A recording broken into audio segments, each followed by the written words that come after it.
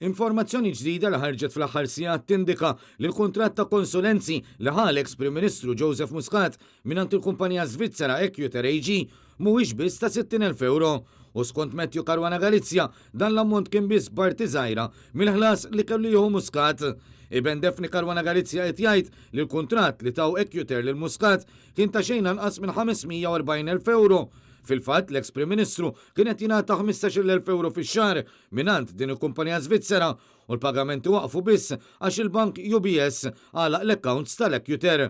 Joseph Muscat minnaħa tiegħu qed jibqa' jiġħad li għamel xi ħaġa illegali għalkemm wara r-rejd tal-pulizija fuq id-dar tiegħu u ħada qatta bla ħabel kontra l-qrati u l-investigaturi.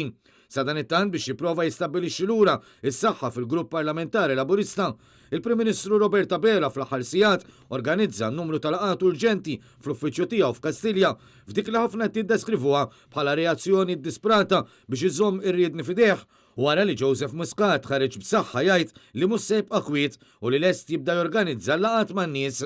Fost dawk imsejħa laqgħat kien hemm il-Ministru Clyde Caruana li meta mistoqsi minn Net News dwar dawn l-aħħar żviluppi wieġeb biss li m'għandux jikkummenta u ħaffer fil-pass lejn Kastilja. M'għandix kummenti x'nagħti fuq is-suġġett, grazzi.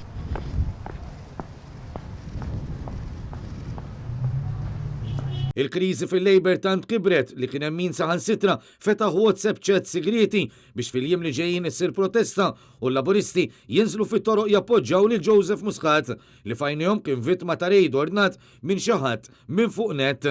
Kien għalhekk li Roberta Bela ħeġġeġ lin-nies l-aktar qrib tiegħu biex jippruvaw jikkalmaw lil ħafna laburisti li qed jerġgħu ħossuhom aktar qrib ta' Muscat milli tiegħu.